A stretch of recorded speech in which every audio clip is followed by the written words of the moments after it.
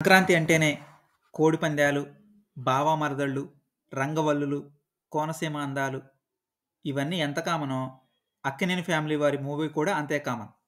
మరీ ముఖ్యంగా మన టాలీవుడ్ మన్మధుడు అదేనండి 'కింగ్ నాగార్జున'. ప్రతి సంక్రాంతికి ఏదో ఒక మూవీ రిలీజ్ అయ్యేలా ప్లాన్ చేస్తూ ఉంటారు. అందులో 90% ఆఫ్ ద ఫిలిమ్స్ హిట్ కూడా కొట్టాయి. ఈ ఇయర్ కూడా 'నా సామిరంగా' అనే రీమేక్ మూవీతో మన ముందుకొచ్చారు.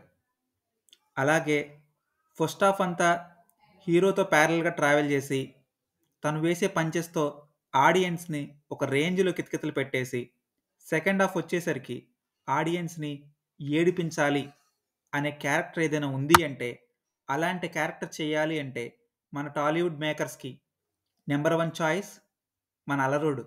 అదేనండి అల్లరి నరేష్. అలాగే పక్కా గోదావరి యాసలో డైలాగ్స్ చెప్పాలి. పక్కింటి అబ్బాయిలా అనిపించాలి. అందరిలో ఒక్కడిగా అపియరెన్స్ ఉండాలి. అలాంటి క్యారెక్టర్ ఏదైనా ఉంది అంటే టక్కున గుర్తొచ్చే హీరో మన 'ఉయ్యాల జంపాల' ఫేమ్ 'రాజ్ తరుణ్'. ఇలాంటి క్యాస్ట్‌ని సెలెక్ట్ చేశారు అంటేనే సగం సినిమా హిట్ అయిపోయినట్టే.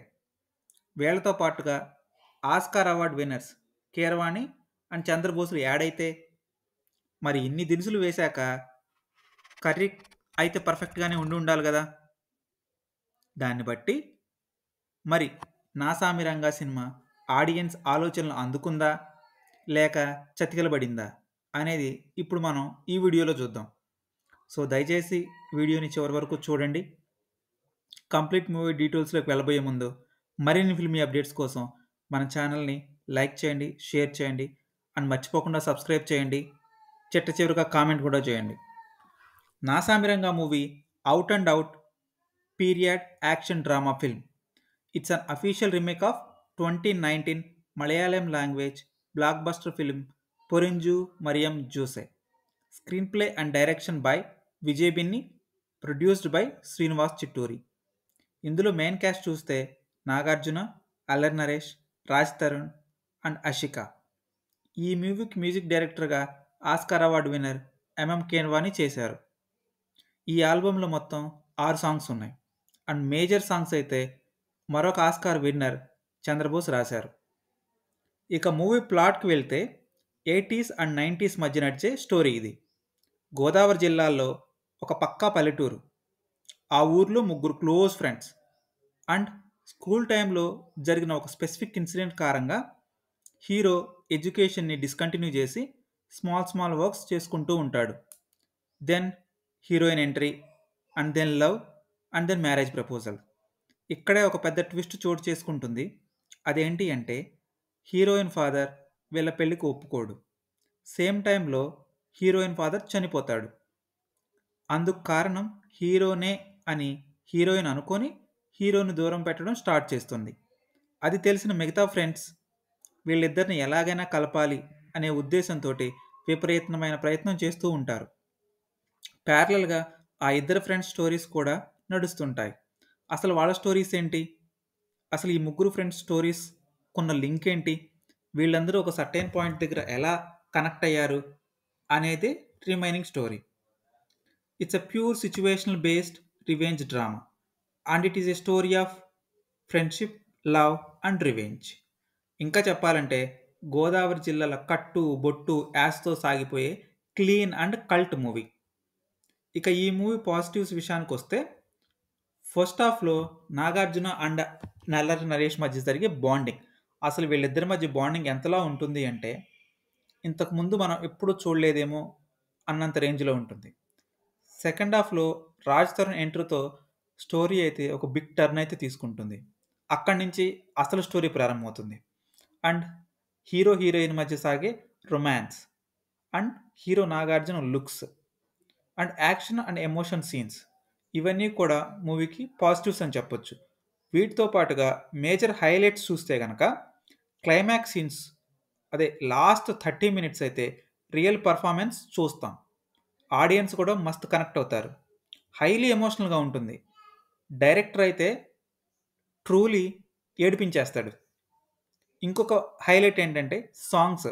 మనందరికీ తెలుసు కీరవాణి గారి సాంగ్స్ ఎలా కొడతారో, ఇక్కడ కూడా ఒక రేంజ్లో సాంగ్స్ అయితే కొట్టారు అండ్ బీజిఎం కూడా పర్ఫెక్ట్‌గా చేశారు. ఈ ఈ సాంగ్స్ ప్లస్ బీజీఎం అయితే గనక పక్కాగా సెట్ అయినయి అని చెప్పాలి. And 'Allari Naresh' action first half నుంచి సినిమా ఎండింగ్ వరకు 'అల్లరి నరేష్' పెర్ఫార్మన్స్ అనేది ఒక రేంజ్‌లో ఉంటుంది. ఆయనైతే గనక ఈ సినిమాకి ఒక మెయిన్ అసెట్ అని చెప్పొచ్చు. అండ్ క్యారెక్టర్స్ వెయిటేజ్ ప్రతి క్యారెక్టర్ కూడా సినిమాలో స్పెసిఫిక్ ఇంపార్టెన్స్ ఉంటుంది. ఏ క్యారెక్టర్ కూడా మధ్యలో వచ్చి డిస్టర్బ్ చేసేలా ఉండదు. ఎందుకంటే ఇది మలయాళం మూవీ కాబట్టి అక్కడ character base performance and artist selection ఉంటుంది కాబట్టి డైరెక్టర్ అయితే ఆ మలయాళం ఫ్లేవర్‌ని చెడగొట్టకుండా జస్ట్ యాజ్ ఇట్ ఈస్‌గా దించేసాడనే చెప్పాలి. And movie ambience and visuals ఇది 80స్ అండ్ 90స్ స్టోరీ కాబట్టి అప్పుడు ఎలా ఉంది అట్మాస్ఫియర్, యాంబియన్స్ అండ్ విజువల్స్ అనేవి పక్కాగా దించేశారు. అండ్ ప్రొడక్షన్ వాల్యూస్ కూడా చాలా రిచ్‌గా ఉన్నాయి. ఇక ఈ మూవీ నెగెటివ్ పాయింట్స్‌కొచ్చేస్తే హీరో, హీరోయిన్ మధ్య సాగే లవ్ ట్రాక్. ఒక పరిధి దాటిన తర్వాత వీళ్ళిద్దరి మధ్య లవ్ ట్రాక్ కొంచెం అయితే బోర్ కొడుతుంది. దాన్ని కొంచెం ట్రిమ్ చేస్తే బావుండేది. అండ్ యాక్షన్ సీన్స్ ఏవైతే ప్లాన్ చేశారో అవి ఇంకొంచెం ప్రాపర్‌గా డిజైన్ చేసినట్టయితే సినిమాకి ప్లస్ అయ్యుండేది. జబర్దస్త్ ఆర్టిస్టులతో సాగే స్క్రీన్. మనం మూవీ చూస్తున్నంత సేపు జబర్దస్త్ ఆర్టిస్టులు కనిపిస్తూనే ఉంటారు. సినిమా టేక్ ఆఫ్ అయిన తర్వాత అరౌండ్ 40-50 మినిట్స్ వరకు సినిమా అయితే స్లోగా నెరేషన్ అయితే సాగిపోతూ ఉంటుంది. ప్రేక్షకులకు ఎంగేజింగ్‌గా ఉండదు. ఈ నెగెటివ్ పాయింట్స్ కనుక తీసేస్తే సినిమా అయితే ఎంజాయ్ చేయొచ్చు. అండ్ ఒక ముఖ్యమైన విషయం ఏంటంటే అసలు ఈ సినిమాతో 'హనుమాన్' మూవీని కంపేర్ చూసి చూడొద్దు. ఏ విధమైన లింక్ కూడా పెట్టొద్దు. ఫ్యామిలీ అంతా కలిసి ఒక మంచి ఫన్ విత్ ఎమోషనల్ డ్రామా ఫిల్మ్‌ని ఈ సంక్రాంతికి చూడాలి అనుకుంటే 'నా సామిరంగా' అనేది ఒక బెస్ట్ ఆప్షన్ అని చెప్పొచ్చు. సో, ఇది ఫ్రెండ్స్ 'నా సామిరంగా' మూవీ రివ్యూ.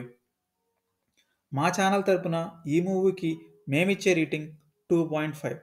సో, ఇలాంటి మరిన్ని ఫ్యామిలీ అండ్ ఫిల్మీ అప్డేట్స్ కోసం మన ఛానల్‌ని వెంటనే లైక్ చేయండి, షేర్ చేయండి అండ్ సబ్స్క్రైబ్ చేయండి. మీ విలువైన అభిప్రాయాన్ని కింద కామెంట్ బాక్స్‌లో తప్పకుండా కామెంట్ చేయండి. Thank you.